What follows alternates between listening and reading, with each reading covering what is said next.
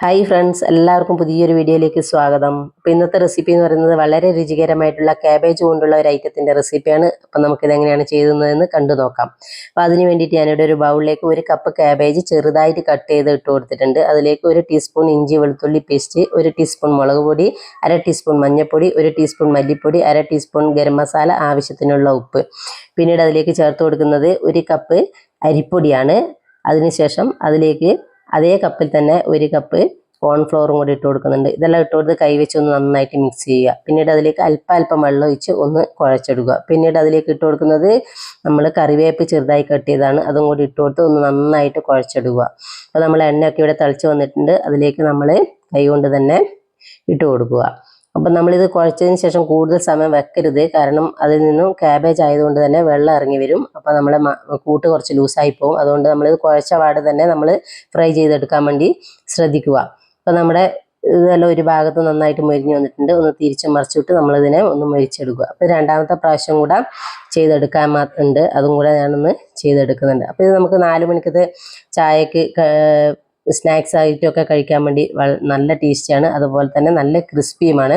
എല്ലാവരും ഒന്ന് ചെയ്തെടുക്കുക. അപ്പം അതെല്ലാം ഞാൻ പൊരിച്ചെടുത്തിട്ടുണ്ട്. ഇനി ഞാൻ ഇതിനെ കുറച്ച് ഗ്രേവി കൂടെ ആക്കാൻ വേണ്ടി പോവുകയാണ്. അപ്പോൾ അതിന് വേണ്ടിയിട്ട് കടായി വെച്ചിട്ടുണ്ട്. അതിലേക്ക് അതേ എണ്ണ തന്നെ 2 ടേബിൾ സ്പൂൺ ഒഴിച്ചു കൊടുത്തു. അതിലേക്ക് ഞാൻ ഇട്ട് കൊടുക്കുന്നത് അല്പം വെളുത്തുള്ളിയാണ് ചെറുതായിട്ട് കട്ട് ചെയ്തത്. അപ്പോൾ അത് ഇട്ട് കൊടുത്ത് അതിനെ ഒന്ന് പച്ചമണം മാറുന്ന വരെ ഒന്ന് വഴറ്റുക. പിന്നീട് അതിലേക്ക് മീഡിയം സൈസിലുള്ള ഒരു സവോള ചെറുതായിട്ട് കട്ട് ചെയ്ത് ഇട്ട് കൊടുക്കുക. അപ്പോൾ നമ്മൾ സവോള ഇട്ട് കൊടുത്ത് സവോളനെ ഒന്ന് വഴറ്റിയെടുക്കുക. സവോളയുടെ കളറൊക്കെ ഒന്ന് നന്നായി മാറി വരുമൊന്നും വേണ്ട, ഒന്ന് ചെറുതായിട്ട് ഒന്ന് വഴറ്റി കിട്ടിയാൽ മാത്രം മതി. നമ്മൾ അതിലേക്ക് മീഡിയം സൈസിലുള്ള 2 തക്കാളി അരച്ചതും കൂടെ ചേർത്ത് കൊടുക്കുന്നുണ്ട്. അപ്പോൾ നമ്മുടെ തക്കാളി അരച്ചതും കൂടെ ചേർത്ത് കൊടുത്ത് അതിൻ്റെ വെള്ളമയമൊക്കെ ഒന്ന് വറ്റുന്നത് വരെ ഒന്ന് ഇതിനെ വഴറ്റിയെടുക്കുക.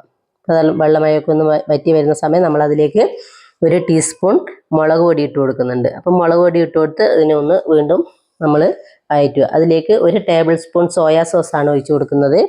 അപ്പോൾ സോയാ സോസും കൂടെ ഒഴിച്ചു കൊടുത്തതിന് ശേഷം അതിലേക്ക് 1 ടീസ്പൂൺ കോൺഫ്ലോർ പൊടി കലക്കി വെച്ചിട്ടുണ്ടായിരുന്നു, അതും കൂടെ ഒഴിച്ചു കൊടുക്കുക. ഇതെല്ലാം കൂടി ഒന്ന് നന്നായിട്ട് മിക്സ് ചെയ്ത് എടുക്കുക. അതൊന്ന് തിളക്കുന്ന സമയത്തേക്ക് അതിലേക്ക് അല്പം ഉപ്പും കൂടെ ചേർത്ത് കൊടുക്കുക. അപ്പോൾ ആദ്യം നമ്മൾ ഉപ്പ് ചേർത്തതാണ് നമ്മളെ ക്യാബേജിന്, അപ്പം ഇതിനും കൂടെ അല്പം ഉപ്പ് ചേർക്കുക. അതിനുശേഷം അതിലേക്ക് 1 ടീസ്പൂൺ പഞ്ചസാരയും കൂടെ ചേർത്ത് കൊടുക്കുന്നുണ്ട്, നമ്മളെ എരിവും ഉപ്പും ഒക്കെ ഒന്ന് ബാലൻസ് ചെയ്യാൻ വേണ്ടിയിട്ട്.